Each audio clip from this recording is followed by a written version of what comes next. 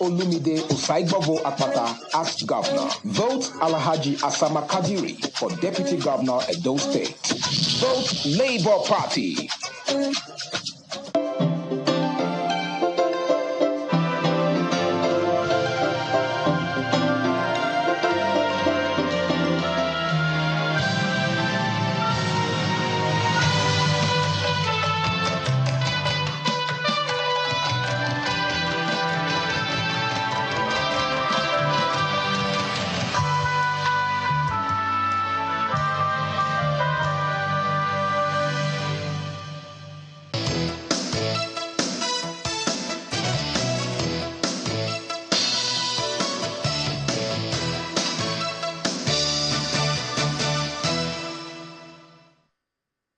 Hello, good morning, everybody. Welcome to Sunrise this lovely Friday morning.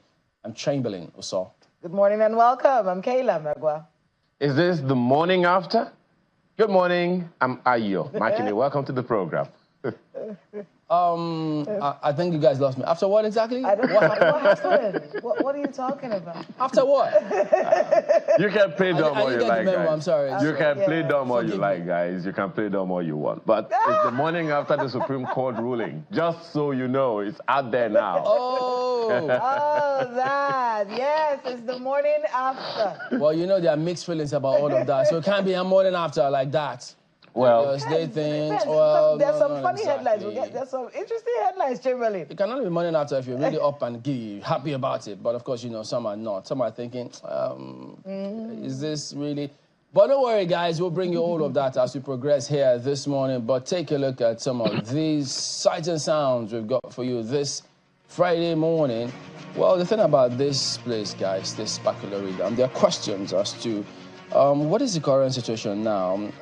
Has it been abandoned for irrigation scheme in Maradun local government's area of Zamfara State? So, yes, we know it's got a capacity storage of 450 million cubic meters of water and the lake area of 8,000 hectares.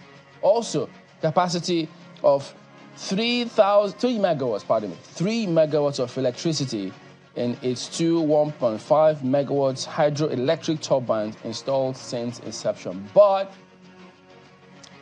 well, better highlighted than abandoned. I mean, a lot of, there's so many headlines talking about Baccalaureate. Different things, right? And one of them that really struck me was 49 years later, what next? You know, what happened? What's the plan? What's going on with this project that was supposed to help the country? And it actually ties to a lot of things that we talk about when we look at these critical infrastructure that seem like they don't meet up to the bill. It feels like money was thrown in there and it's just been abandoned. What's going on? Hopefully showing this today would highlight the importance to take a look at this again and find out what's missing, what are the issues, and how can we get it running as we continue. When I hear of another abandoned project, you remember, Kayla, while Chamberlain was on some official work, we talked about that dam that port in Niger State, also abandoned. And I'm trying to check the capacity of a 3 megawatt infrastructure such as this. And I'm very, very certain that it is not something to trifle with.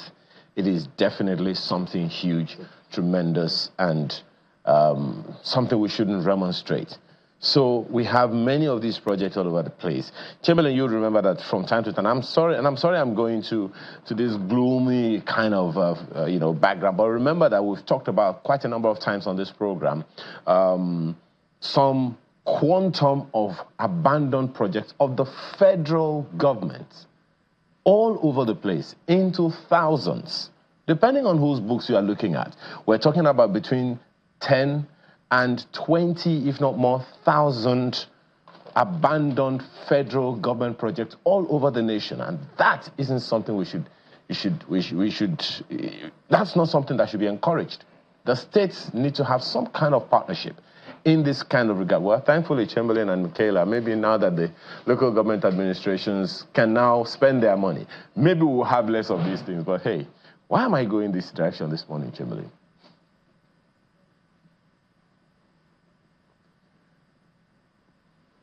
City and all of that. That site we just showed you, it says it used to be a food basket of the nation. It used to contribute largely to all of that. Lots of farming usually will have gone on in that area because that capacity, which you see, all of those adjoining areas there was supposed to be for very, very serious irrigation. They said in 2003, the scheme was no longer operational and only about 7,500 hectares are being cultivated. And it was mostly for what? Rice. And then it was using, guys, gravity-fed irrigation. I mean, it's so disappointing. Unique projects. Yes. And you know, the thing is, well, better late than never. Okay, so we know some mistake has been made. Something has, well, it does tie back to a lot of the issues in Zamfara state in general. You know, the insecurity in the place. Mining activities are a problem, much less a big project like this one, you know. But it's important that we do not let these things lay fallow. It's crazy. I mean, leave the money out of it. People in governance keep trying to look for legacy projects. Here's an idea for a legacy project. You can take a look at some of these abandoned ones and revamp them, you know, and get them actually working. That's something we would always remember you for. So whoever's listening, whoever can do something about this, please try, because we have too many of these sorts of infrastructure around the country just laying fallow, and such a waste. Such a waste. Well, let's tell you about something that's going to be happening today, which we expect not to be a waste. The CNG initiative, guys. This has been much talked about in different parts of the country. So today, I understand the Minister of Information will be flagging off that rollout. So he will also be with some of the officials. They'll be distributing CNG kits to about 6 CNG conversion centers, preparatory to the handover of CNG-powered buses next week. So they also say that this CNG kit distribution will also happen in other locations like Lagos, Port Harcourt, Kaduna, Kano, and then gradually across all states. So some interesting developments here, but they should not also forget, what areas do people go to fill up those CNG facilities? You have to duplicate all of them. It shouldn't be centralized. NNPCL, all the IOCs, well, if you have something to do, 6 says the clock. What do you have to do? Do quick. I mean, with the CNG initiative, it's one that this whole thing started yesterday, actually. They started with the briefing and explaining what this was going to be about. So now the rollout has started. We should be excited about this because we said alternatives. What are the cost implications? Where are they going to be located? Because we talked to some people who actually run CNG taxis in the FCT. And one of their major issues, we don't know where to refill. We don't have enough of these things. So if they're doing something about it right now, let's focus closely on what's being rolled out, what's being distributed, so that we can get that rolling out immediately. The important thing is, if you're going to do anything, do it well. You have to get feedback from the people. Oh, yeah. Those frequently asked questions are germane. Yes. We need to be sure that they're addressing those questions so that at the end of the day, we don't start something and get stuck in the middle. But it's a good initiative. If it serves the people right, why not? Whatever works, let's do it. This morning, we'll be looking at Business Morning. Yeah, Business Morning on Sunrise Daily this morning is going to be talking about costs and gains of subsidy removal. And I'm also hoping that, oh God, I'm not even going to go there right now because it's so exciting, you know, that Supreme Court ruling. But the costs and gains of subsidy removal is what we will be looking at during Business Morning on Sunrise Daily at the top of the hour. Up next is the papers this morning.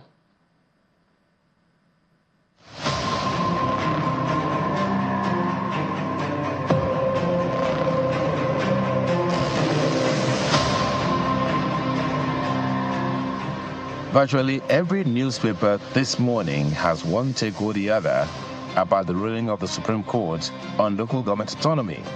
Let's begin with the Blueprint newspaper. LG Autonomy, Tinubu, Argon, Serap, CNPP, others hail Supreme Court's landmark judgment.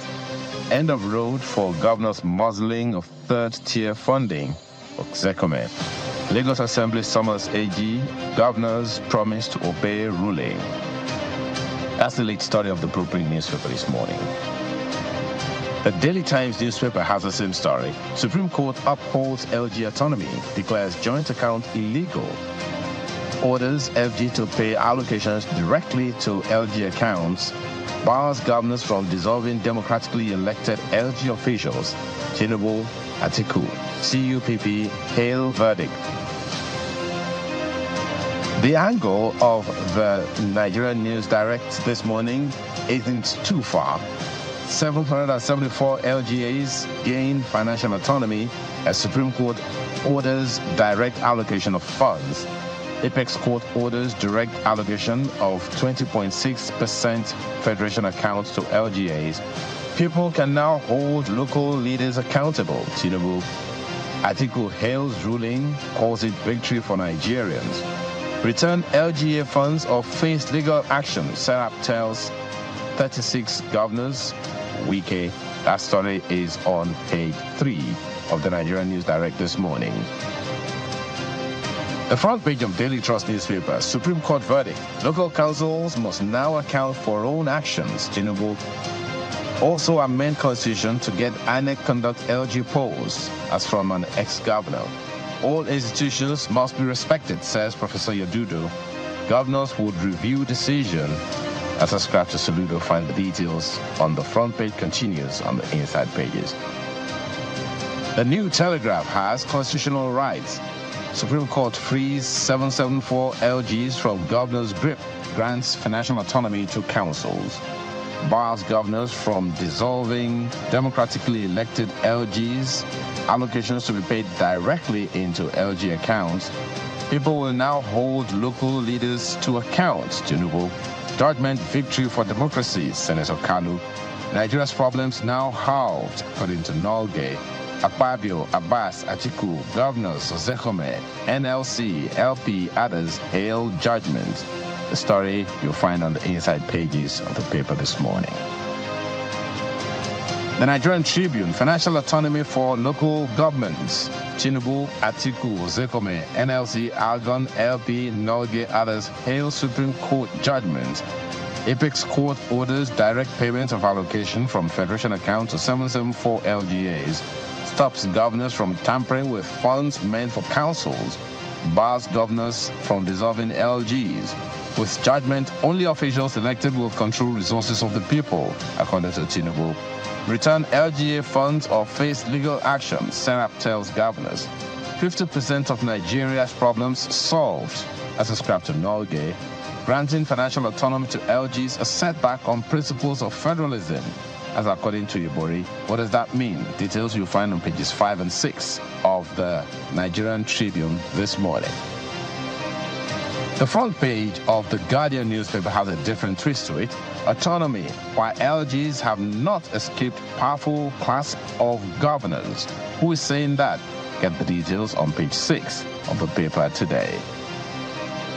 The angle of the Daily Independent isn't too far from that of the Guardian.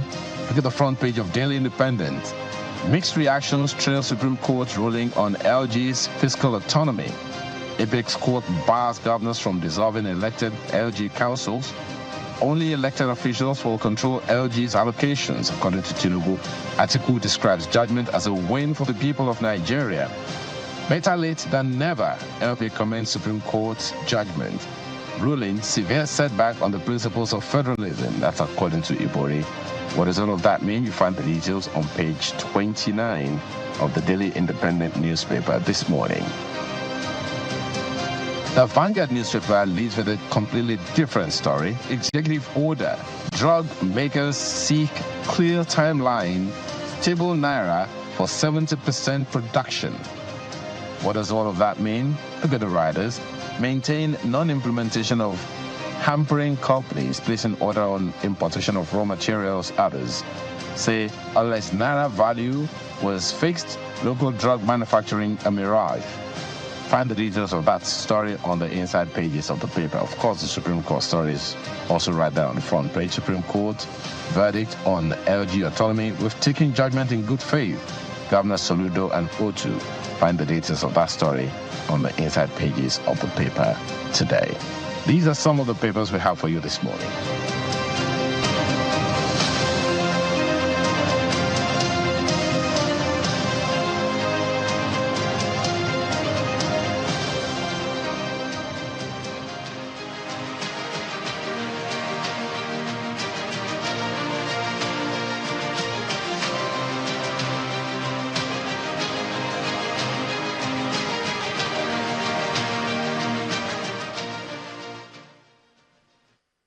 naturally, one will be happy, should be happy. Nigerians are happy about it. I call it local government emancipation judgment, because it has really emancipated the local government from, the shackles of the past. So, and I hope that the local government officials will seize the opportunity, will look at it as an opportunity to develop their various local governments. Well, the ball is in the court of the governors. Let us see what they will come out with. But the judgment is clear as to what they should do. The judgment is clear as to what consequences will attach to failure or refusal to follow the judgment of the Supreme Court, which takes immediate effect. I want to say here loud and clear that I am supporting the local government autonomy.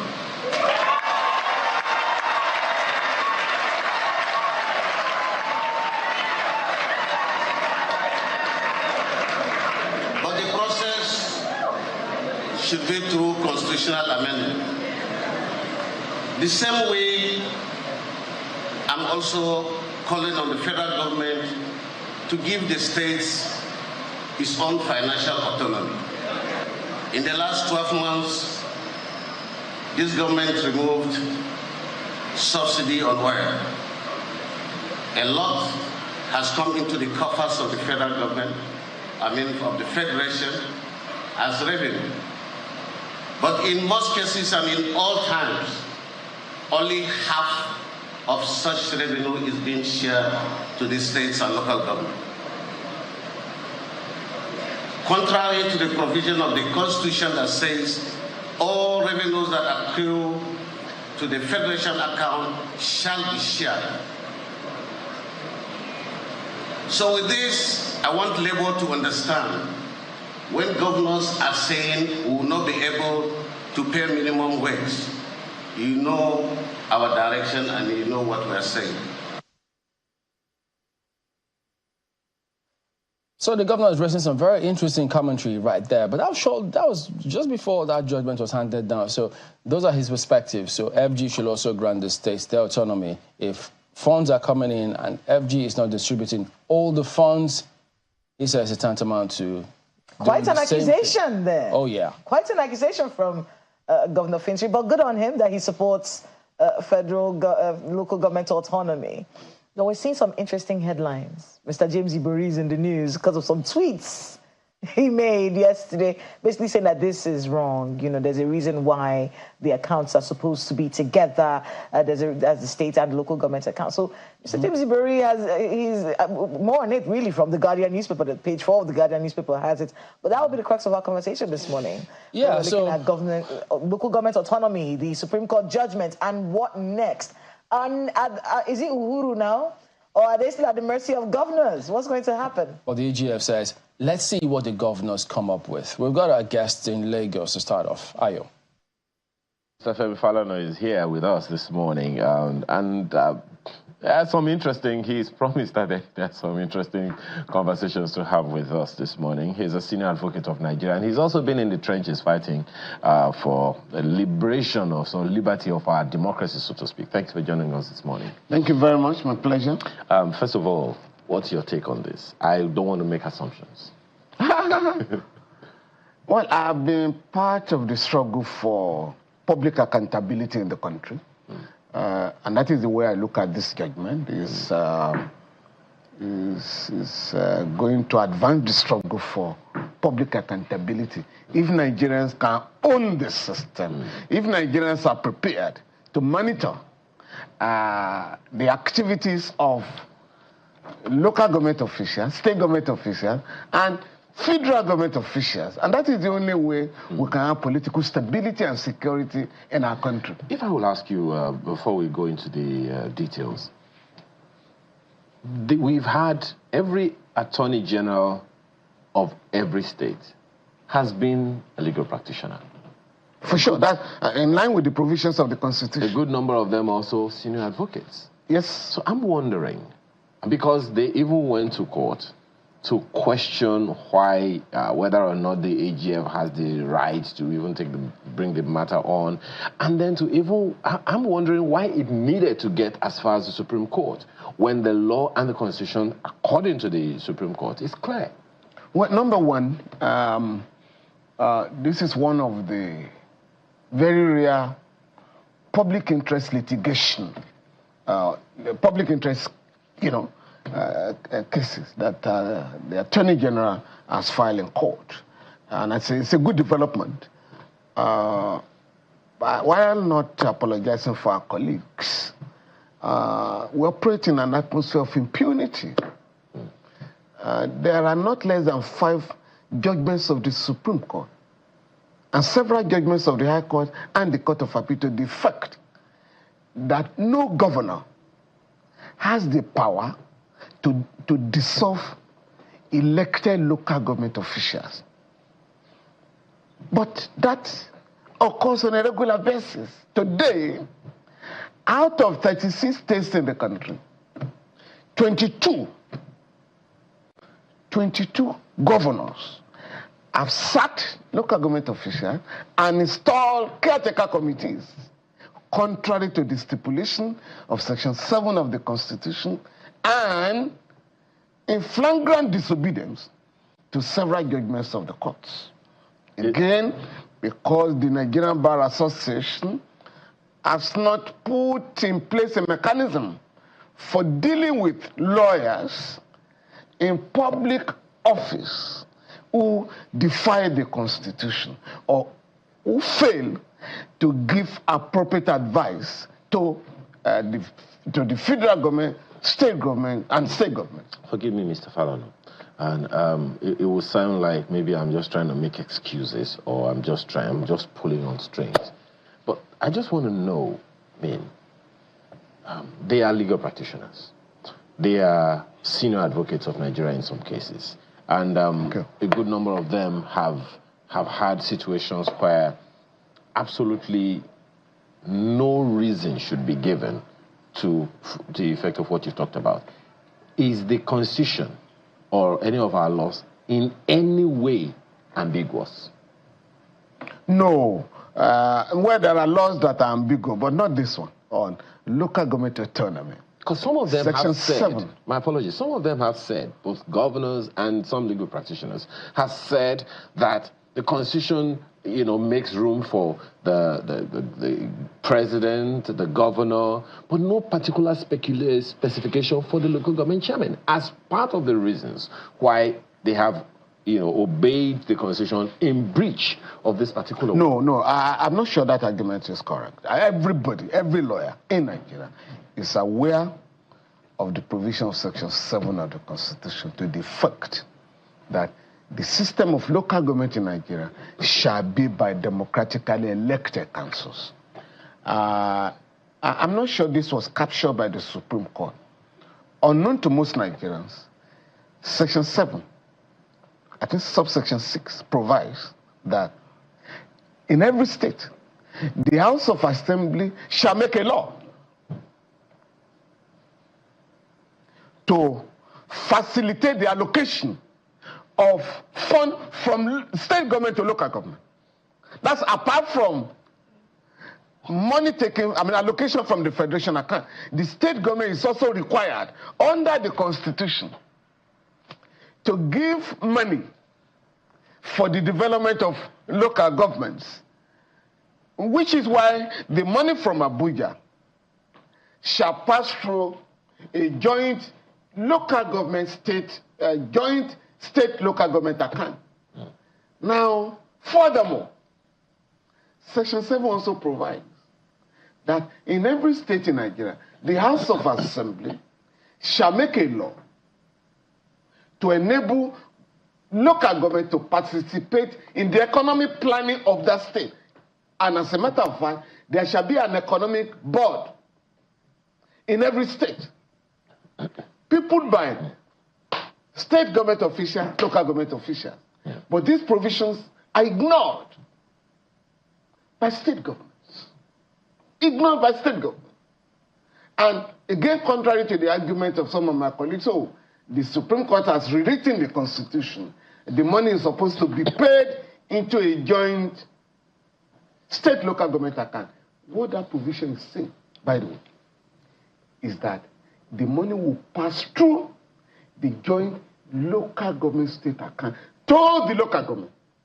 Section 6, subsection 6 of section 162 says the money shall be paid from the federation account to the joint state local government account. From that account, it shall be paid to each of the local government in every state.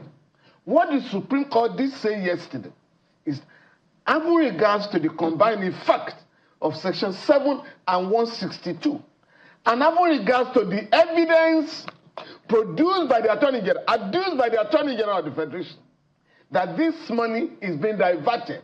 The money gets to the joint account, but it never goes to the local government. The Supreme Court now ordered, henceforth, the money shall go to the local government. So the Constitution has to be reviewed to the effect. That's exactly what you're saying right now. No. Because just as you said, once the Supreme Court has made a pronouncement, yes, that is the law. That is the law. That is the law. So the Constitution says local government officials shall be elected. But we now have 22 states. Peopled by unelected officials and caretaker committee members. Now, the Constitution also says in section 162, the money collected from Abuja, the allocation, statutory allocations of local government, shall be paid to the local government through the joint state local government account. But the money that will be paid to the joint state local government account either simply disappears, is cornered or diverted from that. It never gets to the local government. In fact, I can give you an instance, and I'm not sure whether the Honorable Attorney General referred to it in the case. A few years ago, the London Paris Club refund was made to local government and state government. In the majority of the states, the allocation, the refund for local government never got to the state. Some governors gathered in Abuja and directed the Accountant General of the Federation to pay the money to nominated accounts. Oh yes, and that was how the money was diverted. And I know that the EFCC is investigating this diversion. So it's not in the interest of the governors, it's not in the interest of our country that money meant for development is diverted. Well, there are so many other issues to raise with you on this particular matter, Mr. Falana, because on the one hand, we have this, and according to the Supreme Court, it has to be implemented immediately. And there are questions around, so how do we operationalize? So we'll get to all of that when we return from this break. Please stay with us.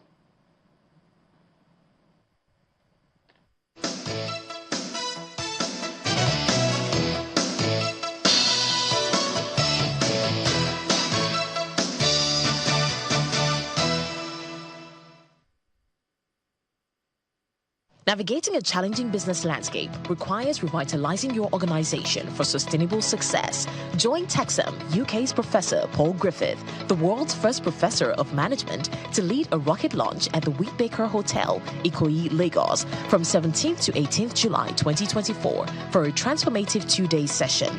This immersive Texam program, priced at 3,412,500 Naira after a discount, empowers senior executives with actionable insights for profitable growth. Leveraging interactive games, group discussions, and role play, Texam's proven methodology will elevate your strategic decision-making skills. Don't miss this opportunity to inspire competitive advantage and thrive sustainably amid economic uncertainty. Register now at www.texam.co.uk or call +44 7425 883 791 or exec@texam.co.uk. Texam. Insights that inspire, actions that change the world. The Duchess International Hospital caters to every aspect of a family's health needs, a one-stop shop for maternity and child health services, emergency medicine and critical care, medical and surgical subspecialties, dental and eye care, and a range of other subspecialties and services, all available at a single location right here in the heart of Ikeja. And it really doesn't matter if you're paying out of pocket using your HMO or private insurance. We focus completely on providing that world-class affordable healthcare for all the family at all times.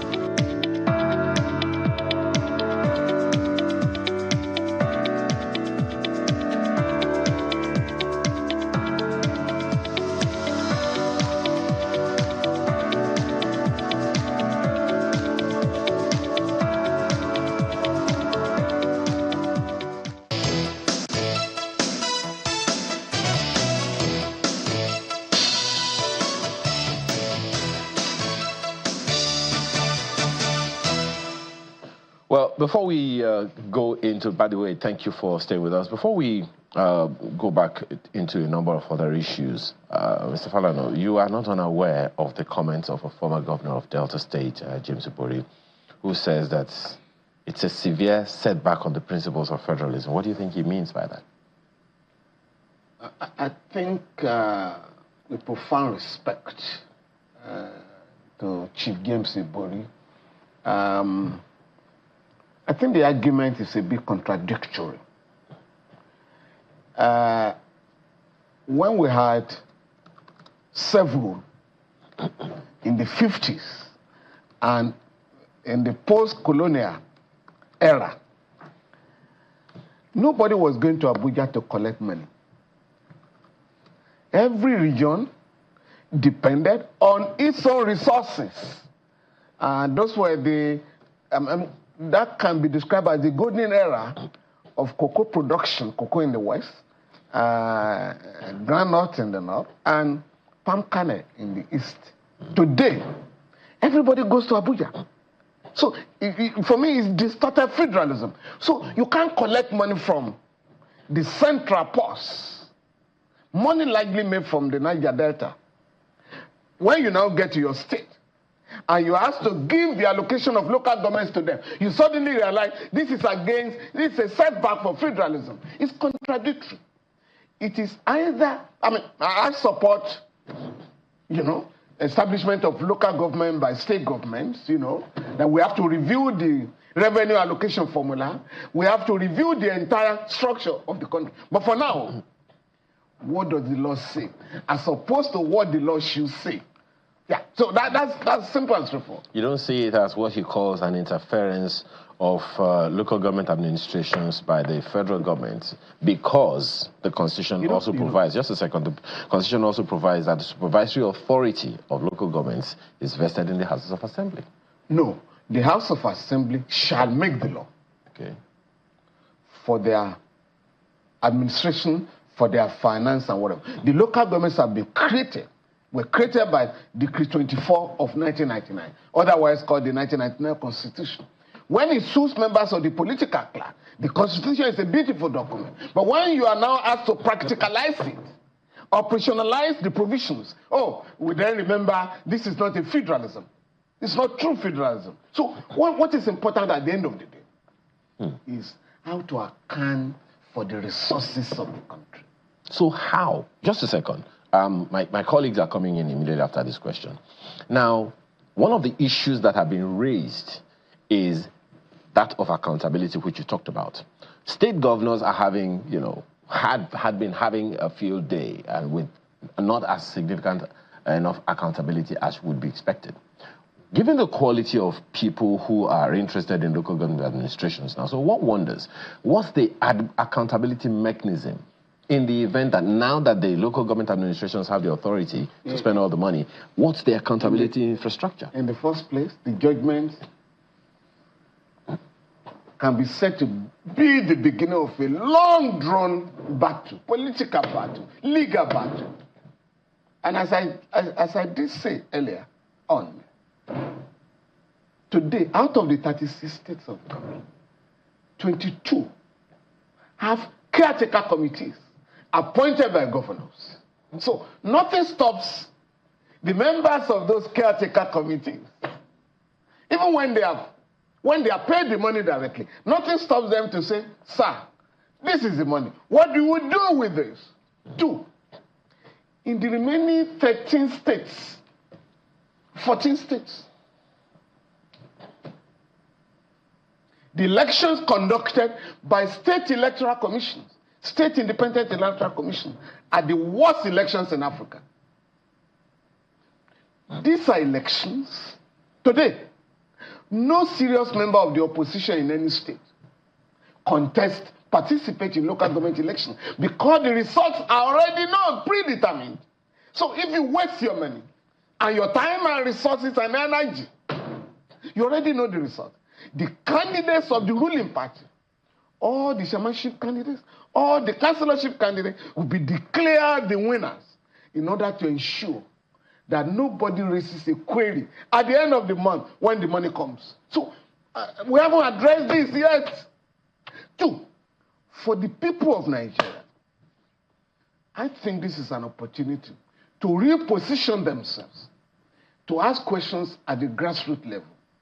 If a chairman wants to risk his liberty by handing over the money to somebody, too bad for him. Because at the end of the day, he or she will be held to account. And that is why Nigerians must also take advantage of the judgment of the Supreme Court to begin to ask for the budget of each local government, disbursement of funds, after the payment of salaries of local government workers, what happens to the remaining money? I think this judgment has provided Nigerians the opportunity. Because right now, we only discuss the budget of the federal government. We don't even discuss the budget of state government, including Lagos, that is said to be the 5th largest economy in Africa. So I think this judgment is a challenge to Nigerians to demand for the budget of each of the 774 local governments. Secondly, I expect, because the Supreme Court ordered that the judgment is with immediate effect.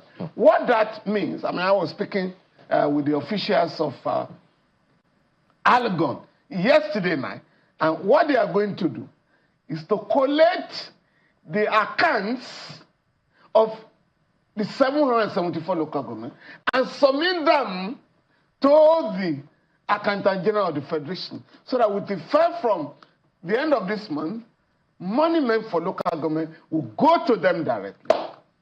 Chairman, Kayla.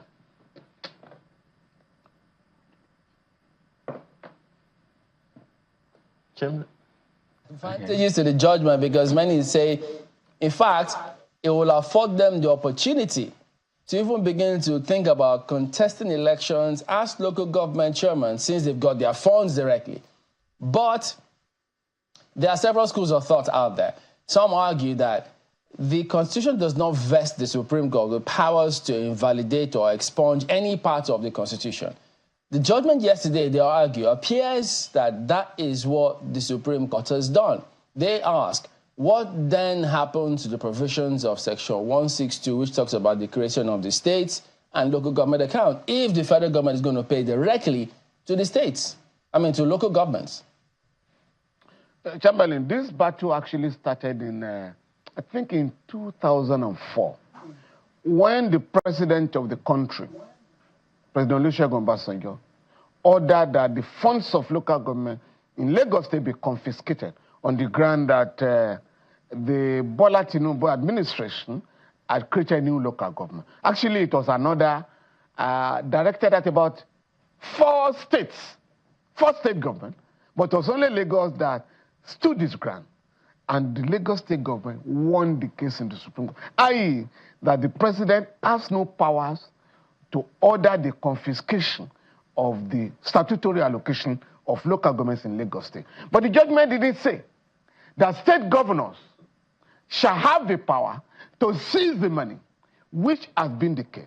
Again, in 2005, thereabout, the National Assembly made a law for monitoring local government funds in the country by appointing monitoring committees.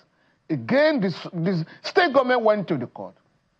All the state government, the case of Attorney General of Abia State and Attorney General of the Federation. And the Supreme Court said that the federal government had no power to monitor the funds meant for local government because the local government are democratically elected.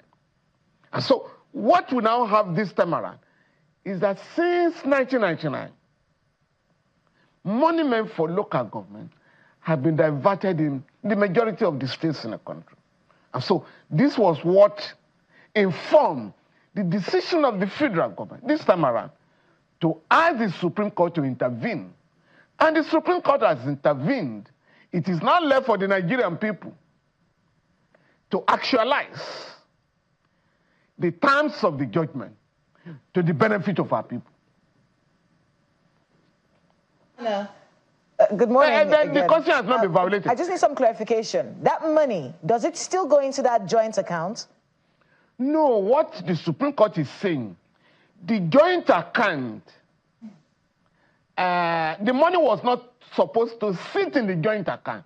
It was supposed to pass through the joint account because in that joint account, if you read section 162 and 7 of the Constitution, the money given allocated to local government by the state government should also go to the same account. But this time around, the state government do not allocate any money to local government. So what is the purpose of putting that money in that account? Hence, the Supreme Court has said, having regard to both sections, by the combined effect of section 7 and 162 of the Constitution, local government shall henceforth have their money directly paid to them from the federation account. Okay, so that actually brings me to what some of the issues that are being raised by people who are not very happy with this court judgment. One of them is the fact that this now gives the federal government ability to interfere with local governments, pushing the states out. In fact, one of the words that we used was political leverage. If you know that your funds are coming to you directly from the federal government, the same issue that we said the state governments were doing with local governments, that the federal government will now be that meddlesome. And this, they say, would affect the balance of power, especially in states that are not part of the ruling party. What do you make of this? No, that will not be possible. Again, as I said, there are two judgments. Attorney General of Lagos State and Attorney General of Abia State against the federal government, where the Supreme Court ruled that the federal government cannot touch the money meant for local governments in Nigeria. So what is going to happen now? It's not that the federal government would decide what should go to a local government.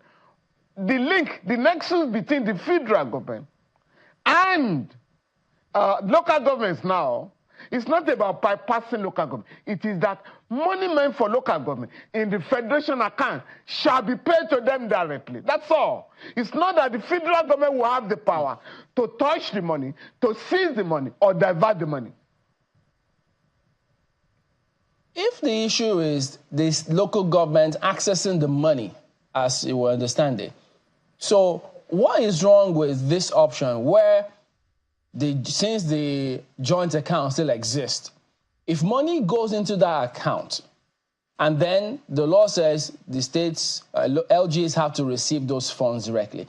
So if it still goes into that account and then the LGs can access that account directly, in the event where a state tries to give any local government person directive and say, well, this money is here, do this or you won't get the money, a local government chairman, by this judgment, can say no, because they know that if the states don't allow those funds come through, the funds can access, the FG can intervene and pay them that fund directly.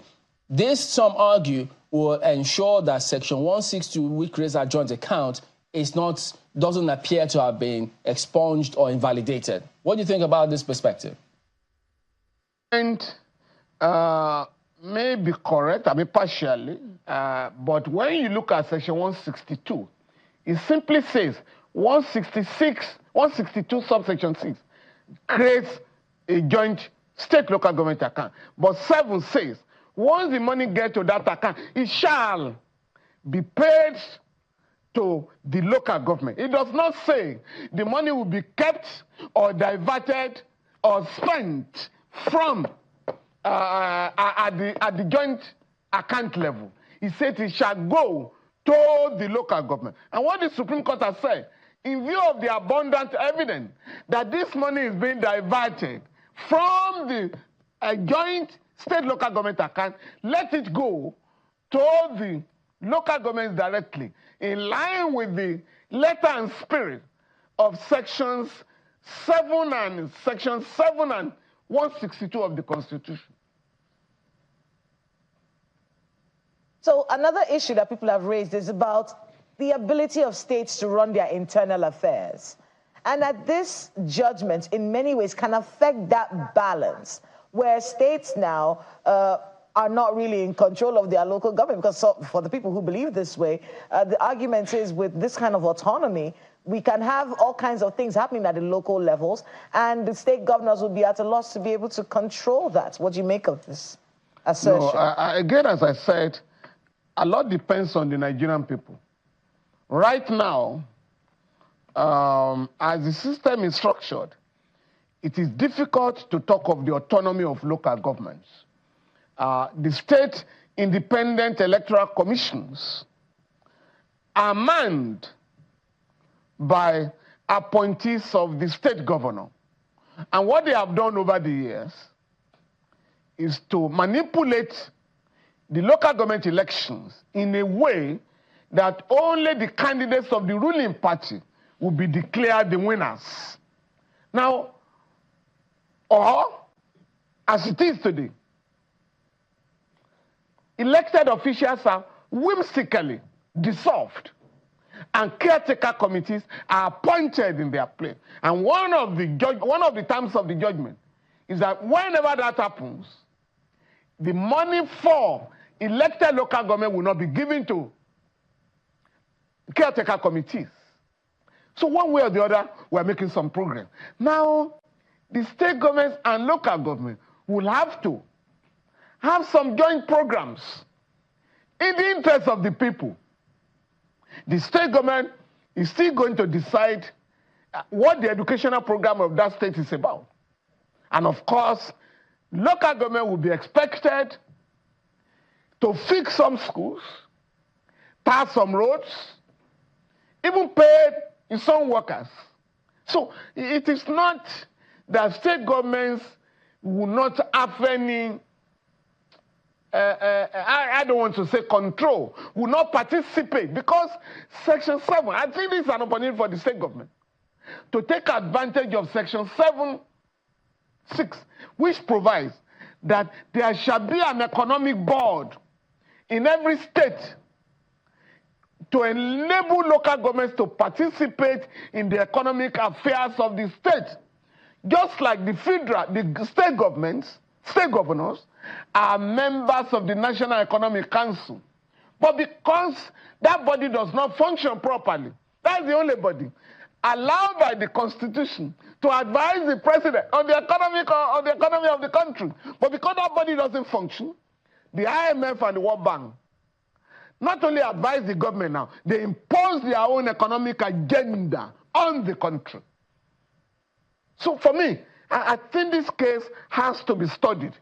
The judgment has to be studied by the governors, the local government, even the federal government, so that everybody will appreciate that what the Supreme Court has done is to promote public accountability at the grassroots level.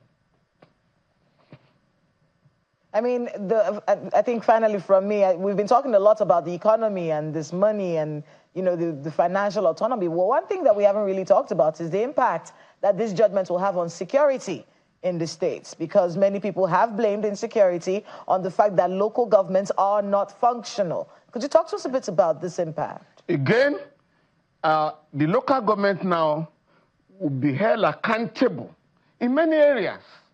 They can no longer throw up their hands like Pontius Pilate. You know, now you have to be accountable. Since you are taking the money, you have to take care of security in each of the local governments. And I think why this is going on the federal government and state government have also agreed on state police.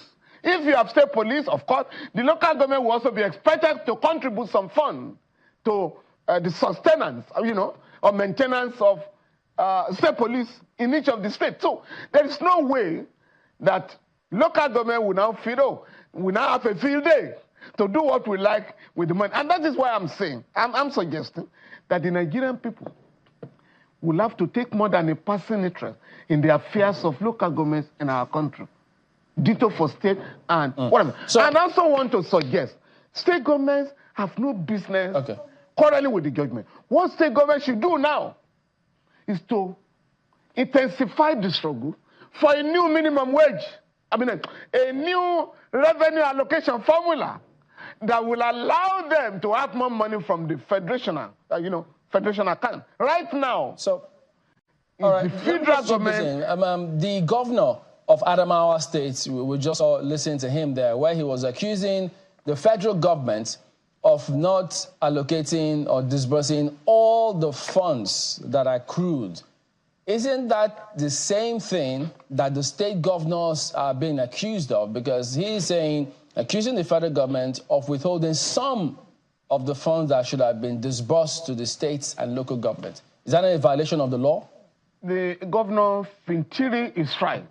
But I have challenged state governors in Nigeria of abdicating their responsibilities to the federal government. Take, for instance, there are federation companies in Nigeria, including NNPC, LNG, MPA, NIMASA. These are federation corporations, not federal government bodies. But what has happened? The state government have allowed the federal government to manage this institution. In December 2018, the then Director General of Budget of the federal government, Mr. Ben Akabweze, did disclose publicly that the CEOs of federal government parastatals, federation parastatals, have withheld 10 trillion naira. Today, that money will have gone beyond 20 trillion. There was a time I went to court when I couldn't persuade the state government to insist that money collected from SEPAC fees, $2,000 per expatriates in Nigeria, totally about 40 billion naira. State governments were not interested. What happened? Federal government takes 30%, Ministry of Interior 7%, Immigration 5%. That's 42%. The remaining 58% goes to a contractor, a foreigner. And what does it do? Nothing other than to say, pay this money to federal government account. I went to court. I won the case in December 2019. I've been trying to persuade state government because the federal government filed an appeal. The contractor filed an appeal. I've been trying to persuade state government, apply to join the case. This is your money. Because the order of the court is that this money shall be paid to the federation account. The other one, in 2018, the Supreme Court, this same Supreme Court, ordered the federal government go and recover money, royalties, not paid by IOCs for 18 years. This money was to be paid under a particular law. So what happened? And that was my campaign. So what happened was that Rivers State Government, Akwa Ibom State Government, and Bayelsa went to court. In a judgment delivered in October 2018, the Supreme Court ordered the federal government, go and collect the money.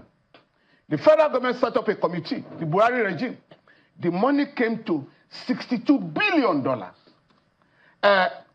When the federal government was not prepared to collect the money, Rivers State Government and Akwa Ibom State Government, under governors Wike and Emmanuel Udom, went to court, went to the federal court. Justice Taiwo, now retired, gave a judgment to the fact that $3.1 billion from the $62 billion payable to those two state governments shall be paid by the federal government. So other state governments have not bothered. So these are the issues. So state government must now sit down, now that we have started this campaign for financial autonomy, for local government, let's also move to promote campaign for financial autonomy for the state government and the federal government. Look at the last one. Okay. Now, state governments have not even they are not interested in the ongoing dispute between the Dangote refinery owners and IOCs. Meanwhile, if we can have our own refineries, which were to have been commissioned in December, the refinery in Port Harcourt should have been commissioned in December last year, according to the president. The refineries in Warri and Kaduna are supposed to be commissioned this year.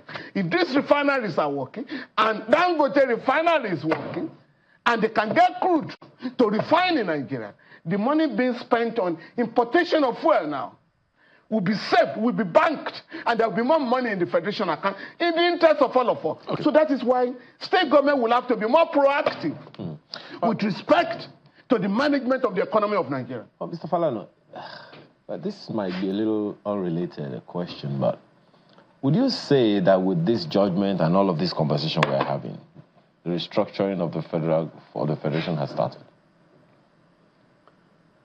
It's not just starting. Since 2001, the restructuring of the country by litigation started.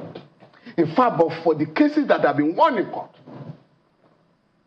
some state government will have been bankrupt by now. So how significant is this in the process of restructuring? Is this judgment of the Supreme Court on local government autonomy in the restructuring process? The restructuring process is that under the current political dispensation, there are 3 tiers of government: federal government, state government, and local government. This judgment has now reinforced the autonomy of local government. Right? But what I'm saying is that we've gone to court to challenge, state governments have gone to court to challenge the conduct of elections by the federal government. And the court has said it's the business of the state. State governments have gone to court to say, thou shalt not touch the fund of local government. The state governments won. State governments have gone to court. Lagos went to court to say, sorry, I cannot go to Abuja or the federal secretariat for the approval of my building plan. The Supreme Court looked at it. It was a 4-3 decision, 4-3 justices, to the Fed, and the judgment was that it is not the business of the federal government to interfere in the physical planning of every state. There are other cases. In fact, the last one, last year, was that Lotto business. The federal government has set up a body to say, we are the only one that can control Lotto in Nigeria. The Supreme Court has said, no. Lotto is not in the exclusive legislative fleet. It's a residual matter. Okay. So it belongs to state government. So the state governments have, through these cases, improve their own economy. And there are still many areas just one being last controlled by the federal government. Just one last one in the area of implementation and on the long run. If you can make this response short, elections into local government. You referenced it earlier that the state independent electoral commissions aren't doing well enough. How do you see that progressing going forward? Again, it will require our going back to the report of the Uwais panel. Justice Muhammad Uwais had recommended that electoral bodies in Nigeria, members of the electoral bodies in Nigeria, be appointed through advertisement. And those who are shortlisted will go to a body that will now recommend to the House of Assembly. Okay, maybe it is. We're getting closer to that time when that law has to be looked at. Yeah, that recommendation. Yes, in the interest of all of us. At the federal and state level, we must have independent electoral officers. Okay. Thank you so much this morning, Mr. Femi Falana. Again, I'm pretty sure that the conversation goes on here and there. Mr. Femi Falana is a senior advocate of Nigeria. Thank you so much for your time. Thank you. My pleasure. Okay. Are we talking about the same thing on Business Morning on Sunrise Daily or not? Ini?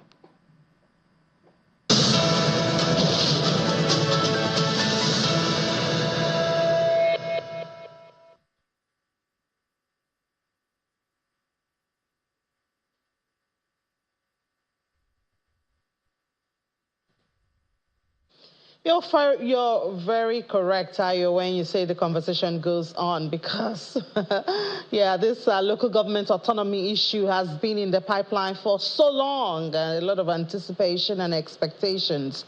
But for business, we'll do that conversation at 1 p.m. during Business Incorporated. So that's another reason why you should tune to Business Incorporated at 1 p.m. later on today to see how business will treat it, the perspective from that aspect, oh God, obviously is what you would get. But for now, let's do other business. Right here on Business Morning on Sunrise Daily, I'm Ini John Mekwa. We normally would start from the global space, and that's where we're starting from, yes. So oil prices inched up on Friday amid signs of easing inflationary pressures in the United States. You know, the biggest oil consumer, and every data from that country affects sentiment, although Brent is set for a weekly decline. Let's look at the numbers this morning. Well, we've done better, bigger increase this week. But for today, 0.6% up at $85.89 a barrel, while WTI is 0.7% at $83.20. And the data from the United States inflation drove that. Both contracts gained in prior to sessions, but are still poised for that weekly declines. Brent futures are set for a fall of about 1% week on week, following 4 weekly gains, with WTI futures broadly stable on a weekly basis. Investors' confidence was boosted after data that showed yesterday that the United States inflation fell in June, stoking hopes that Federal Reserve will cut interest rates soon. The market, however, is still awaiting clearer signs of action, while the Fed Chair Jerome Powell acknowledges the recent improving trend in price pressures. Don't you just wish we were talking about that in Nigeria? Cutting interest rate. But anyway, Mr. Cardoso did mention that at a meeting yesterday. We'll bring that on later. Now let's look at the Naira and see that that flip or opposite relationship between NAFEX and NAFEM is what we had. It's not a very common one, but we had it yesterday. So yesterday we also had intervention from the central bank to the official markets. You would notice this is the second one this week, and we haven't had intervention into the BDCs, the parallel market, for a bit. I think it's about a month or so, if not much. But this is the first week in almost a month that we're having intervention from the central bank. Yesterday there was intervention, but the Naira still dropped. But a bit of good news, the close of the trade yesterday in the currencies market. The Naira closed at 1,554 Naira 65 kobo after it opened at 1,561 Naira 98 kobo, gained almost half a percentage there, 0.47%. But on NAFEX, it was a drop, 2.34%. Right there to close at 1,570 Naira 52 kobo. But this, of course, is a major official market. And we do know that yesterday at the Senate, there was that conversation. CBN autonomy is still big for the lawmakers. I think at the end of the day, there was a no to that, introducing FX market and adjusting the existing FX Act 2004.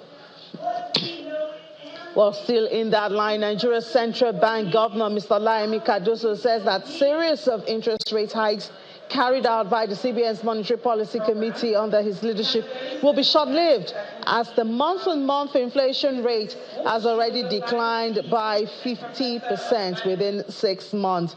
The CBN governor made this known during a chat session at this year's edition of Business Day CEO Forum, and he said the monetary actions were necessary to soak up excess liquidity and stabilize the Naira. This is not something that I expect would remain with us forever, okay? Fiscal issues being moderated and the ability to soak up all the excess liquidity that we have in the system and be able to balance things out over a period of time, that's the important thing for the MPC as far as I can see. And I believe that, for example, I can tell you that between February and May of this year, the month-on-month rate of inflation month on month has halved, has gone down 50%. Okay? So my sense is that, as I said, this is not something that is a one-size-fits-all and you'll expect, to continue like this. To the extent that the right policies are used, and obviously with the results we've seen, the right policies are being used, I believe that in the not too distant future, things will begin to moderate and interest rates will come down. Just look forward to that when interest rates will begin to taper and costs of funding will reduce in the country. That means inflation would have really gone down. We're looking forward to those days, as promised by the CBN governor. Now, we move to other issues. We're maximizing the over 1 billion market that's available in Africa. What's the motivation for creating the African Continental Free Trade Area, AfCFTA? However, with a seeming slow progress, the United Nations Development Program, UNDP, has decided to push the women to the center of the workings through her AfCFTA. Giving a face to the African Continental Free Trade Area, AfCFTA, 6 years after it was founded, is the mission here. Conversations have been planned towards the theme, Breaking Barriers, Positioning Women to Harness Africa's Trade Opportunities. A woman who is running a business, about 80% of her profit goes back into social activities. We can't say the same for the men, right? It is data that exists. When you invest in a woman's business, you are investing in social impact. Her AfCFTA comes to say the center, the heart and soul of this AfCFTA, the face of it, has to be the face of a woman. So I serve on the IC board of a fund, Alethea Idea Fund. A fireside chat with a four-member panel, one of them, the Chief Executive Officer of the Chair Center Group, Ms. Ibukwa Woshika, takes the conversation further with a focus on maximizing AfCFTA, mobilizing private sector finance for women-led enterprises. If you go to even a country like UAE, it's an Arab world and you're thinking men are very much more patriarchal than here. But if you buy a property in Dubai and you buy it Mr. and Mrs., the title document comes as Mr. So, your husband, 50% categorically written, and Mrs. So, the wife, 50% categorically written. Interesting. Not Mr. and Mrs., because Mrs. can be any Mrs. But Mrs. first name, middle name, date of birth, and her shareholding is specific. So now that gives you a sense of ownership that in the effect that you do need to work with those kind of titles, you do have access. The launch of her AfCFTA in collaboration with the Ministry of Industry, Trade and Investment, along with other participants in the trade and investment space in Nigeria, begins in practice by creating a platform for women to exhibit their work. Africa trades only 16.6% amongst itself. So trading is about jobs, it's about livelihoods, about revenue. And we feel very strongly that the role of women in the implementation of the Africa Continental Free Trade Area is great and it's very important. It's an imperative. While the focus here is women, organizers say the bigger picture is to increase intra-African trade to boost job opportunities and economic indices of countries on the continent.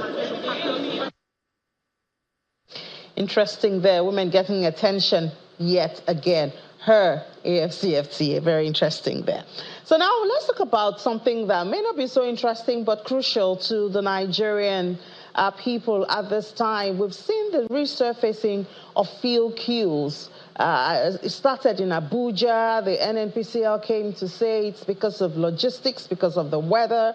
They were unable to transfer products from mothership to daughtership and all of that, even as we speak. In Abuja, the last that was reported, there are still queues at filling stations. In Lagos, a lot of the independent filling stations seem not to have products because they are short. while for the NNPC filling stations, you see long queues there. So that takes our attention to what's going on with petrol prices. And we've heard that perhaps there's been an increase of depot charges, which is why that's also obstructing the movement of products. But let's look at it now. You have those numbers on the screen right there. Petrol price movement for April. We had petrol at 254 naira 6 kobo. That was April 2023. By May, remember that big pronouncement was in May 29th, by President Bola Tinubu, subsidy is gone. We had 238 naira 11 kobo. This is an average cost or price of PMS. As we know, in different parts of the country, there are different prices because of logistics, movement and transportation and all of that. By January, after that pronouncement was made in May 2023, by January, that's the beginning of this year, we had petrol had gone up to about 668 naira 30 kobo. That indicated a 159.90% increase compared to the year before. And then by June, that's just last month, you would see that, of course, the price has gone even further. So that's June 2024 indicates the price of loading, the loading price. That's what you have that. But the price, obviously, I'm sure you know the reality at this time of the price of petrol. In Lagos, it's about 568 for only NNPC filling stations. But outside there, you have as much as 1,000 naira for a liter, So, and we're hearing, not confirmed because we haven't heard from any authority to tell us that landing costs or depot cost has increased. But let's look at some of those factors that drive or add up to the price of petrol. Obviously, the first is landing costs. And landing cost is obviously connected to the rate of naira. We just looked at what naira looks like. So for landing costs of petrol, which includes products, international price, and all of that, we have landing costs that moved of petrol went month on month by 37.4% to 632 naira 17 kobo for a liter. That was in July 2023, from 460 naira for a liter in June. Yeah, so we had landing costs. If we could have that slide, please, of the landing costs. So it went up by 37.4%. That was in July. Between June and July last year, it went from 460 naira to 632 naira 17 kobo. Please note that at this time, that pronouncement had been made, the unification of FX as well as stopping of subsidy. And then by July 2024, we saw landing costs had gone to 978 naira from 720 naira in October 2023. So obviously, these are the factors that lead to it. Other factors, apart from landing costs, is what you have there: landing costs, depot-related charges, insurance costs, transportation, logistics, NMDPRA levy, and a whole lot more adding to that. There's fendering costs, there's insurance, there's obviously transportation to the filling stations and all of that. All of that contributes to what makes up petrol price. Now, the thing is, when we compare, because obviously a changing point is that pronouncement by President Bola Tinubu on May 29, 2023, that subsidy is gone. So when we compare the costs and the gains, so take your mind back. How much were you buying petrol before that pronouncement? How much is it now? And subsidy is supposed to be gone. What's the true situation? What are the gains and the costs? Let's find out from someone who has these data, and hopefully he will share with us and try to tell us some of the gains and the costs of that statement by President Bola Tinubu. We have Jide Pratt. He's the country pilot manager with Trade Grid, joins us virtually. Mr. Pratt, thank you so much for your time. Good morning. I know you would do better than I did when it comes to the data.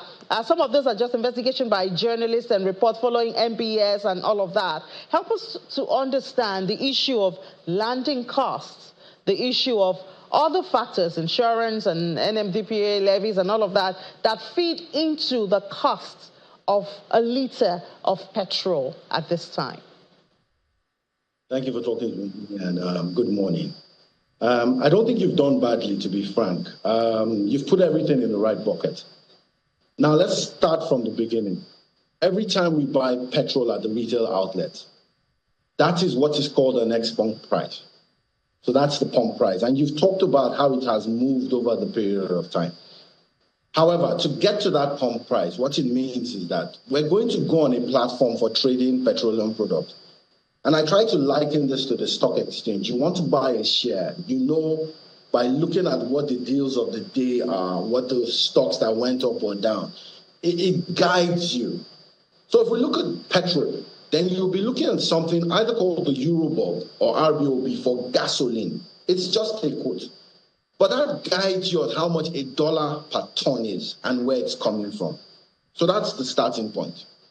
You've aptly talked about things like NMDPRA fees, lightering, and to lighter just means I'm moving product from one big vessel to a smaller vessel. The immediate question will be, why do that? It will be based on the fact that if I'm going to berth or park it at a jetty, I need to be able to make sure that that ship does not go aground. But you're going to pay for those services. You're going to pay for finance. You're going to pay for insurance. You're going to pay for things like what you call Q&Q, which is quality and quantity. You want to ascertain that if I'm buying 30 units of something, it is 30 units I receive. There are things like Incoterms, which are just guiding principles for where does liability move. For us in Nigeria, once you add all those things together, don't forget, most of them are in the US dollar, per ton or cents per litre. There's an exchange rate factor that goes into that as well. So when you convert that, because we buy in the local naira, you get what is called a landed cost in the depot. Once you have a landed cost in the depot, then it means that a vehicle, a truck, must move that product from that depot to the retail stations where they receive it in their underground tanks. And that is how the costing, maintenance of the station, everything is added into those to get a price that gives a margin to the people who sell at the retail outlets. So that's where we are. I don't know if you want me to go on from there to how we got into subsidy and no subsidy, or does that form? I would like for you to go the way of looking at those factors, the changes we've had since May 2023. From your calculation, I know you're privy to some of those costs, the landing costs and all of those insurance. Are we still paying subsidy? Is the government still paying subsidy? If yes, at what point does this subsidy come in? Because, I mean, we have those factors, insurance and landing costs and you know, the NMDPR. At what point do they come in? Okay, so my straight answer, and I'm sorry, I tend to disagree when people say subsidy is gone. The president made a statement on the 29th of May, 2023.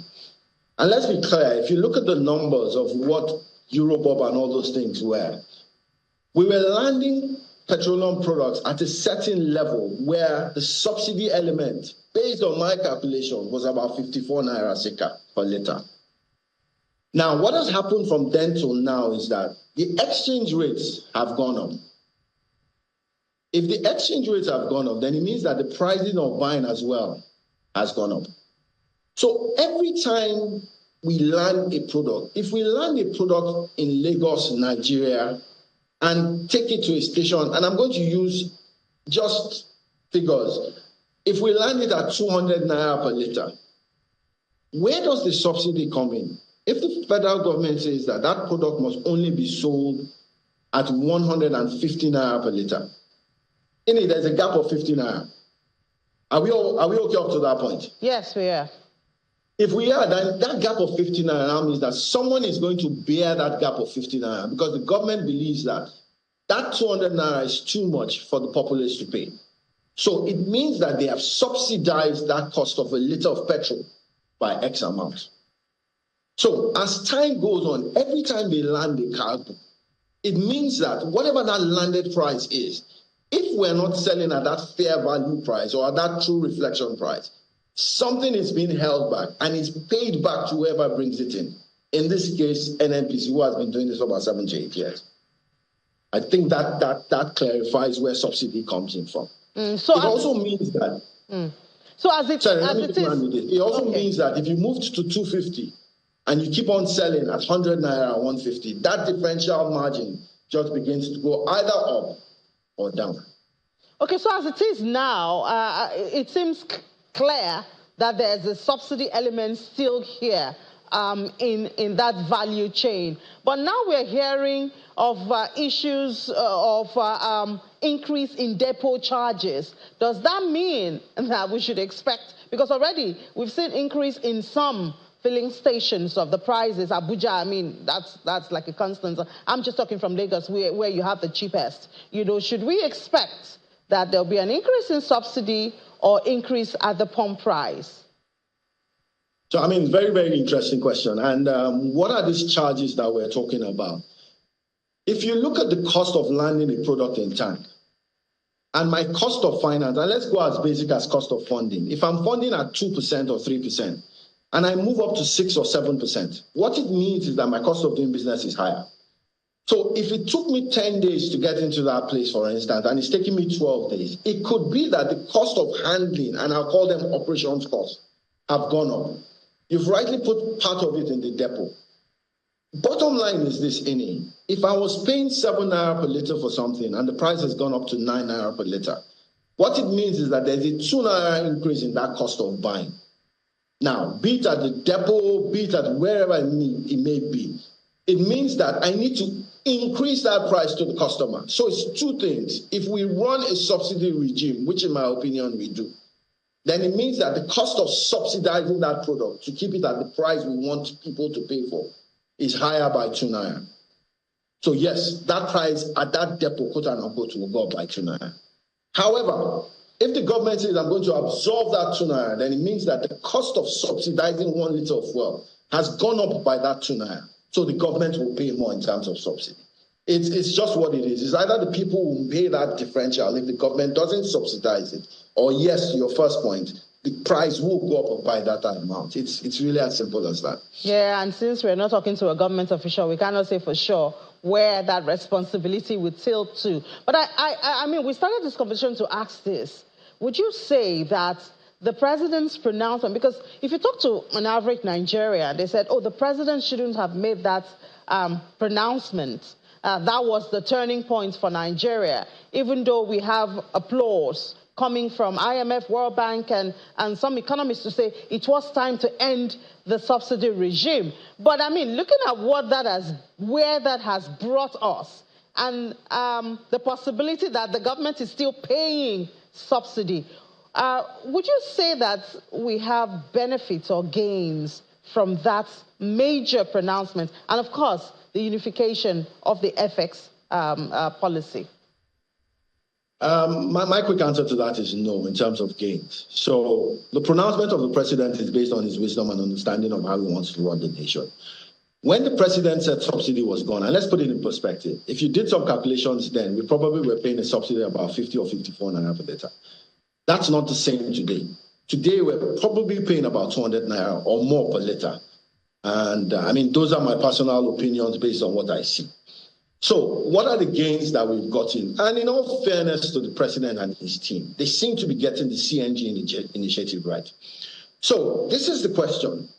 If they had been a bit more transparent, then what it meant is that from May 29th, 2003, there should have been someone on the government side saying that this is how much we have saved month on month, and this is where it's going to. that way we'll begin to say that, look, the pains that we're going through now are not, they're not long-term. So it means that how many CNG buses have been put on stage between May 29, 2023 and now?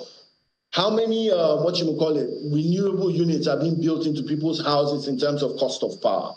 So that's on the one hand. So the question is that if that was a gain, then maybe we're not seeing the gain as fast as we should. I think NNPC just launched about 12 CNG stations. While that is good to know, it's not enough. So it means that the option of driving with petrol, which we're all paying about 600 naira for, if we were getting a CNG, more like in terms of we were using natural gas, we were using CNG to propel our cars into litter, then it means the saving on that already is 50% into our pockets. We spend less by 50%. So if we have gained anything from subsidy, it's a hope that this CNG initiative drives on well. That's number one. The second part is this: the transparency in NNPC for me is totally bedazzling. There's just none. We have countries like Ghana who, on and off, they go around about subsidy, but the guiding template to how much a litre lands is on the NPA website. If you went to the NMDPA website now, with all due respect to them, you don't see data that can drive decision making. And that's by choice, in my opinion. So while the gains of subsidy would be seen hopefully soon in terms of the CNG initiative, I'm still struggling with someone from the presidency that has come to say these are the other things that we have done based on how much we saved. Because don't forget, when the subsidy was gone, two things happened. The subsidy payments, ideally at that level, were lower. But there was also an immediate gain because prices shifted from about 220 naira to about 500 and something. So the question is this: where has all that money gone to? What has it done for us to be able to say that, yes, while we've suffered this, these are the gains? Has healthcare improved? Road networks? I really don't know, and I guess the government is in the best place to answer those questions. Yeah, well, I can tell you, Mr. Pratt, that we've seen it in the FAC. It moved from subsidy to FAC, and so, of course, as you asked, it will be state governments especially, and even the federal government. And now, thank God, the local government have the autonomy to see what they are doing with it or what they have done with it so far. But I mean, it's our job right here as the media to keep the conversation going and shine the light. Thank you, Mr. Jide Pratt. I don't think this was a very easy conversation for you, but thank you. It is what it is. It's what it is. It's what it is. Well, thank you so much for your time, and do enjoy the rest of your day. Thank you. Bye. Yeah, well, we need more data out there. We need more information out there. That's obvious. You know, some of this conversation are not so easy, but we have to stay on it. You know, have we really made any gain, you know, since that's a plausible pronouncement? Two of them, you know, the one on FX and the one on subsidy removal. Well, let's, before we head back to Sunrise Daily Studio, let's just take you a little bit of recap of what the market looked like yesterday. It was a very, very red. Well, not very, very red, but just one very red day. Yesterday, 0.33%, and the market lost 188 billion naira from the market cap at losing more of the 99,000. If we continue this trend, we might just go back to 98. Another picture I want to see, activity chart was red yesterday. I mean, volume was down more than 68%. Look at it. Right there, 68%, 53 for value, and 12. And sectors, you had consumer good looking good, but surplus did the market, or investors in surplus did the market not so good yesterday. Top trade had Fidelity, Linkashore, and Accessco. I will give you more and fresh numbers at 1 p.m. I'll be here with Anyeti Edet to do that, go around the world of business in 55 minutes with you. Do join me there. Let's head back to the Sunrise Daily Studio.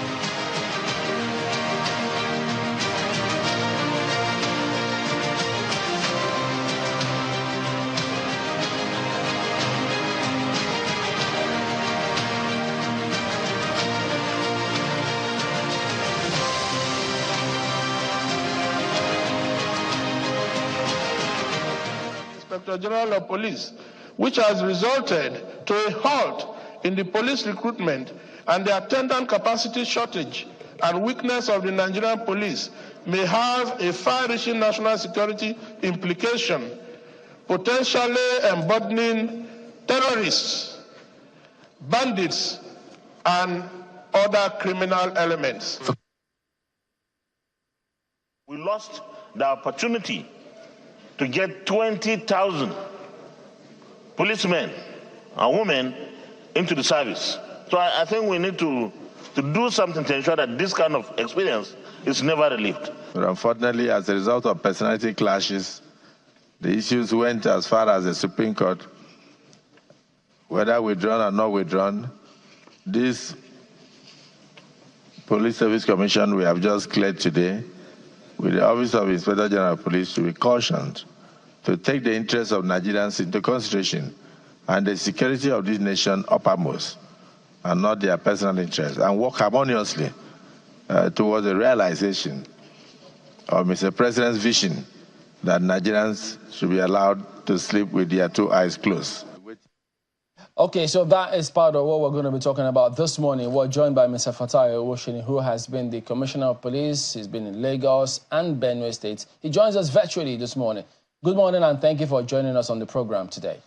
Good morning, Mr. Chamberlain. Okay, so let's talk about this. This has been on for a while. I mean, you heard some of the senators there say for 2 years we could not go ahead with recruitment. It cost us about, they say, 20,000 police officers could have been on the stream. And then there's been this back and forth between the Police Service Commission and the IGP, as it were. So from your understanding, what is the crux of this matter? It is very sad, very unfortunate. There is no reason for it. But in a country or in a system where you don't allow the law to take its course, where extant laws, rules, and regulations are jettisoned, that is what you have. The institutions were created by law, and by their enabling law, they have specific roles to play. So it shouldn't be a matter of personality clash, like the Senate President said. The individuals that occupy the office shouldn't really be the main focus. The focus should be how are they adhering to the enabling laws. It is, like I said, it is uncalled for. It is uncalled for. It's a bit senseless as well.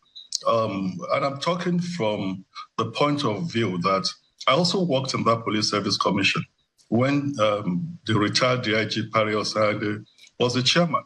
I was the head of the police liaison unit. And at the other side, I worked as the principal staff officer to the Inspector General of Police. So I saw all these things. This protracted going back and forth, it is just unnecessary. It is immaturity. The law and the Constitution is very clear as to the functions and the roles that Police Service Commission should play. And the IG, as the operational commander of the police, he also has his own role. So even the shameless, action of even going to the court shouldn't be there. And why we're having this is because when it comes to the police, measures have also been taken by government. There is a grandfather that should look into this. That is the Police Council. The Police Council, as per the Constitution, it is created, but it's not made to function. That is that council where you have all the governors of the Federation and the president as the chairman. So when you have issues like this, they should be able to go back to the Police Council, where you have all the governors. The president is sitting there as chairman. The Inspector General of Police is a member. The chairman Police Service Commission is a member.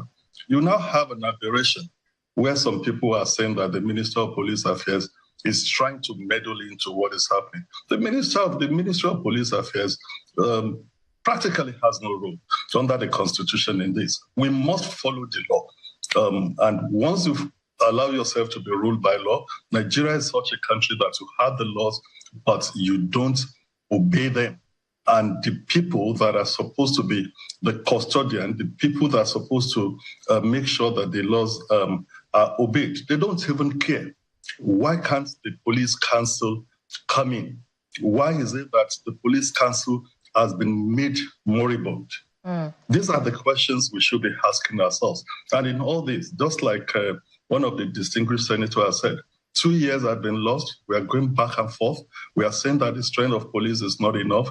We are looking, sitting down and allowing people that are not really critical in internal security management to assume the role they shouldn't assume, destroying the police day by the day. That is what this country is doing. Mr.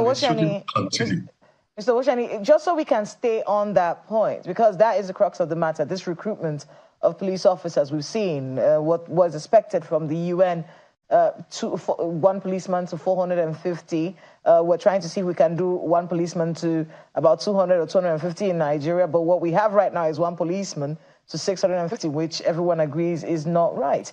Now, personalities aside, and we've heard the Senate president say the IG needs to be cautioned. Very interesting that was the area he went to, because when this issue came up, it was the police that had complained about the recruitment process done by the Police Service Commission, citing a lot of issues.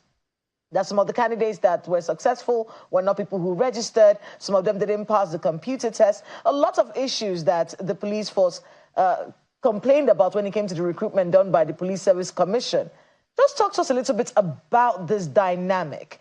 When it comes to recruitment, is it the sole responsibility of the Police Service Commission? And if there's an issue, is the IG of police allowed to interfere the way they did in the last one? Like I said, it is non-adherence to the law. It is a constitutional matter.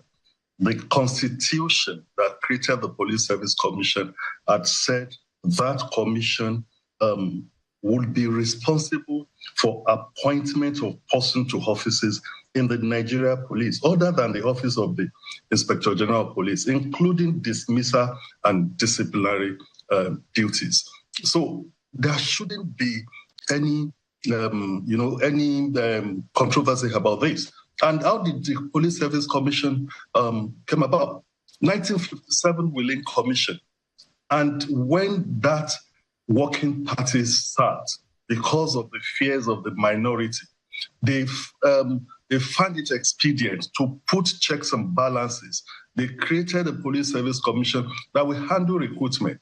And of course, in the mindset of the people that created it, because the police is large, they said part of that duty should be delegated to the Inspector General of Police. All Inspector Generals of Police that are appointed, the first thing they do is to write to the Police Service Commission requesting for that instrument of delegation. Has that been done in this case? And when the instrument of delegation is given, you are bound to report back the obligations carried out under that obligation to the Police Service Commission. In this case, the commission with the Office of the Inspector General of Police set up a recruitment board. There are other stakeholders, the National Assembly, the Federal Character Commission, and all those things. Where is this board that was put up in this exercise? Why should the Office of the Inspector General of Police run to the press? Like I was in that commission before, the chairman then, there were mutual way of sorting out those things. Should you run to the press?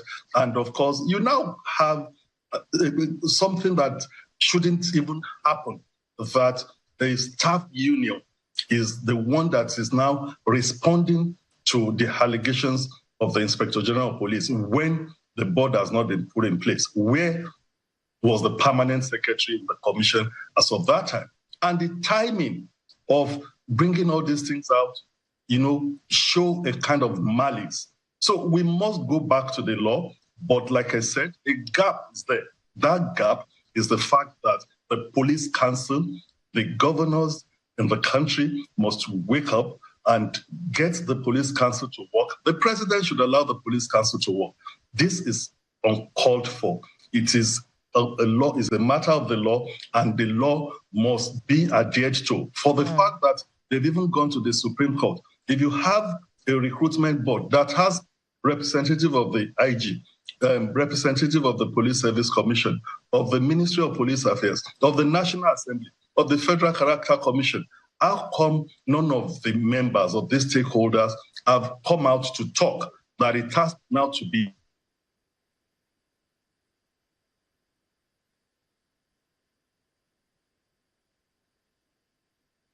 Oh dear.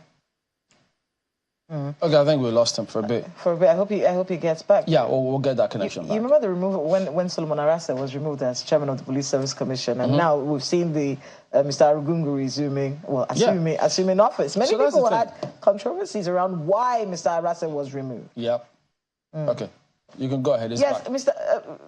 Can you hear me, Mr. Osheni? Yes, I can hear you. Okay, so we were just talking right now when the network gave us a bit of an issue about the removal of Solomon Arase and the assumption of office of Mr. Arugungu. Talk to us about that dynamic, because so many people had a lot of raised eyebrows at the time when Solomon Arase was removed from office. No, I won't want to go into that. The government and, of course, the office of the president that made appointment, it's just all about law. We should be guided by the law. So I will not want to dabble into that, what circumstances, but what is making people to now even, insinuate is the reason, the fact that it's as of that time that removal took place, that the Office of the Inspector General of Police came up with that controversy. So that would make people to make a lot of insinuations. We must be ruled by the law. The laws are not made for fun, so we must go back to the law. So, Mr. Washington, so what's the assurance that what we've seen play out now will not play out again? Because as you said severally, we've got the laws, yet these things still happen without intervention of the police council, which you spoke about. The way it will not play out is for the person, the body that's supposed to grandfather the two institutions, that is the police council, must rise up to its function, its obligations as per the Constitution. Have they ever risen up to anything lately? At all. That is, if they've risen up to it, you won't even have this controversy over whether you should have a state police or not. If you go to the Willing Commission, when the Willing Commission created that body, that is why they said the police is such a complex and delicate organization. It should not be under so much of a political control. That is why the president is not made to be the commander-in-chief of the police, like the armed forces. He's made the chairman of the police council. And in the write-up with Willing Commission, it is said that it is not envisaged that at a point in time you have a president and all the governors of the federation coming from the same party. So that is the beauty of democracy. So you will be able to have, different opinions, which will be discussed, and you will agree on something. But that council is about the most moribund body that is created by the Constitution. It is only when the president has appointed IG and they want to confirm the IG that you will see them coming up to come and talk. The function of the council that is put in the Constitution, organization and administration of the Nigeria police force. For the 35 years that I was in the police, I've never had a situation where the police council sit and, they perform this duty. Other than that, every two or four years or so, when they want to appoint the IG, that is when they sit and they will come and say they are confirming the IG. It has been said in one of the reform committee reports that the police council should probably meet quarterly, set up an office, ask the IG to take his policing plan, annual policing plan to the council. It will be benchmarked based on that policing plan. It is on the basis of that that the budget of the police will be done. If the council continues to remain dormant and moribund and non-functional, you'll be having this. If we continue in Nigeria to be ruled by personality, not the law, and we make our law to be useless, that is what we will be having. Well, Mr. Osheni, what should be a working relationship, in your opinion, between the PSC and the police? The reason the question is relevant now is because from all obvious indications, it looks like the police, that's the Nigeria Police Force, as well. On the one hand, thinks that the PSC is not doing it right. What should be the function of the police, and what should be the function of the PSC in the current melee? The function of the police, the Inspector General of Police, is operational control of the police. That is put in the Constitution. It is said that the Police Service Commission have power to appoint persons to offices in the Nigeria Police other than the office of the Inspector General of Police, while the Inspector General of Police is vested with the operational control of the police. And the Police Council is charged with the responsibility.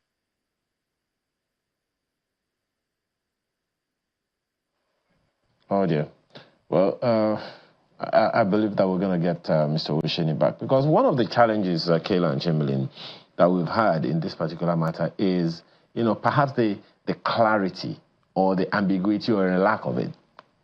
That's the functions of the different organizations. I'm not even just talking about the IG as a person or as an official, but the organizations, the two different organizations. On the one hand, it is clear that the function of employing staff for the police is that of the Police Service Commission. And I even wonder why that is relevant in the first place, because that sounds like the law is saying that the HR for a particular organization is different from the organization itself. I don't know how that makes sense, but I guess that's another conversation altogether.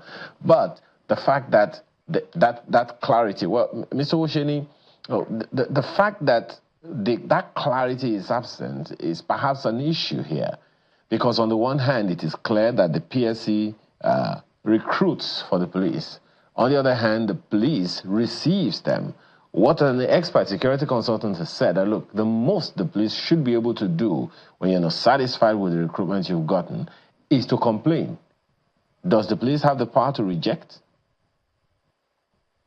This law is not such that is absolute. That is why a recruitment board is put in place. The idea behind it, I will still take you back to 1957, is because the police is seen as a critical organization in the country, and they need not to subject it to the power of just one person.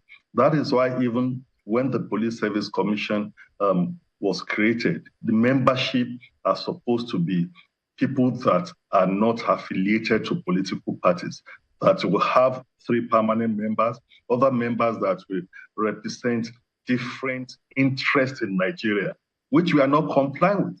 You should have members from the media, from the women's society, from the organized private sector, or we just handpick people that go there. We don't go back to the regulatory body, like you go to the Guild of Editors or the NUJ to say, bring somebody, nominate someone. Go to the organized private sector, nominate someone.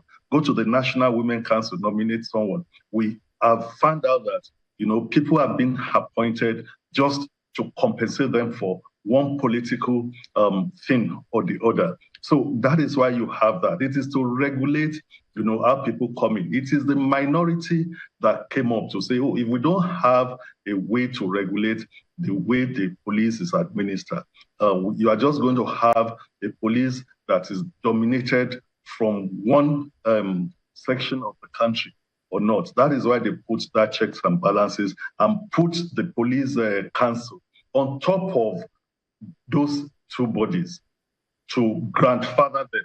And that is the council that should be resolving all these protracted issues. Then, when you also have people there, when Mr. Osanje was there, this is what I witnessed.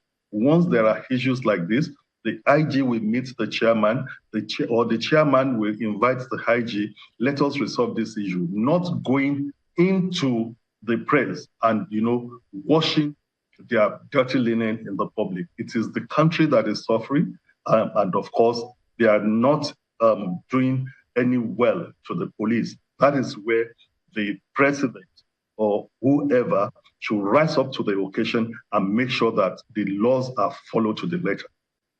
Well, Mr. Osheni, if we are to make progress, what would you recommend as a progressive step now between the PSC and the police, particularly the IG? How do you see this issue being resolved? Okay, like I said, I will still involve the National Assembly and the Police Council. There was a recruitment board that was put in place. It wasn't just the police and the commission that constituted that recruitment board. The Federal Character Commission, members of the National Assembly. Why is it that those other members in the recruitment board are not talking to say, look, we did the right thing? JAMB was asked to conduct the CBT. Bring the JAMB result out. Is it that they've taken people that did not sit for that aptitude test or whatever? So all those, making noise in the press will not help them. Where is the recruitment board that was put in place when that exercise was being carried out? Well, Mr. Osheni, just before we go, I mean, the police, we understand that they said that they had written and submitted their facts to PSC about sale of some of those slots, allocating them to politicians, padding of all of those. And the police, the PSC did not respond to them, despite them saying, let's object to JAMS using the CBT. But they said they didn't respond to them till date, but they've gone ahead and moved on. But the thing is, if these issues, probably as you're saying, if the police council does not rise to the occasion, this may keep happening again. But I guess we'll hope that now that there's a new confirmation from the Senate, let's keep and see if these issues will be resolved. I'm afraid that's all the time we've got this morning. Mr. Fatai Osheni, former Commissioner of Police for Lagos and Benue States, presently advising the Oyo State government on security. Thank you for your time and perspectives this morning. Thank you very much for having me. Let's see some messages coming through now. We've got some feedback and there's quite a number. Where do we start, guys? Where do we start? I've got Dr. Kadev Kenneth. I also have Festus. I don't know which one is coming up first. Do we go with Festus? Okay, Festus it is. Festus talking about, he says, the deliverance of LG from the claws of state governors has just begun. The sound ruling of Supreme Court on LG autonomy should force governors to learn and understand the powers, roles, and functions of local government. Nigerians must ensure that the Supreme Court ruling is operationalized and executed in their states. Imonoka, I think it's a professor, because put professor in brackets there. So Professor Imonoka and Nakena, he says the governors or group of governors who have an iron to grind with this verdict by the Supreme Court are political bandits and do not want development to trickle to the grassroots. That's now an ample opportunity. Well, this is now an ample opportunity for the National Assembly to make laws to establish the state police, because this judgment effectively defines the powers of the three arms of government. Interesting take. Yeah. Law Alpha Cross has this one.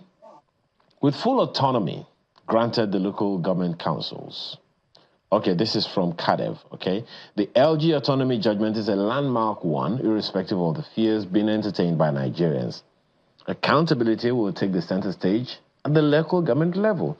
All that is needed now is for the people to rise, to uphold the local government chairman and hold the local government chairman accountable. The issue of political autonomy does not suffice here. Autonomy in this case is sacrosanct in whichever way you look at it. It turns out that Prof had a lot to say. You skipped some of that. Because we have Pastor Law, we have to be able to get to as many people as possible. Pastor Law Alpha C is also speaking up, says, with full autonomy granted the local government council and conversely allowing the state government to conduct their elections, it still translates that there is no full autonomy because this is Nigeria where political depression is brazenly displayed. So that's a different opinion. Well, Prof had a lot to say. But pardon me, let me squeeze in one more, Prof. Okay. He had a lot on his plate this morning. And this other part says the governors or group of governors who have an iron to grind with this. That was the one I took. Oh, that's the one you took? Yes. How about this one? He said there's no ambiguity. Yes, so you can take that one. In interpretation of the extant laws that's been espoused. He says the people will now have local government chairmen who reside in the state headquarters because they are jobless. But now they have an opportunity and obligation to bring economic development and provide security within their communities. And a number of people have advocated some of these things. When you want something so bad, when you get it, you do know that everyone is watching you to make sure that you deliver now. So because any excuse will be taken now to take what it is that you've been fighting for. Perhaps it's not yet to Huru, because the state governors might get the attorneys general to go and seek interpretation of Section 162, because I think Governor Fintiri is seeking that already, who knows. Anyways, guys, that is the show today. We do thank you all for watching. We'll be back next time. I'm Chamberlain, so goodbye. Thank you for being with us all week. Have a great weekend ahead. I'm Kayla Magwa. And I'm Akinde. Do have a wonderful rest of your day and a beautiful weekend.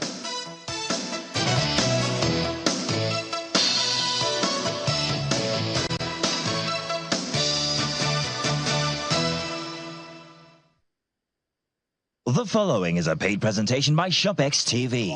You're watching ShopX TV, home to some of the most popular international brands in Africa. And we are now proud to introduce our biggest offer of the year, the ShopX Mid-Year Sales. From now until the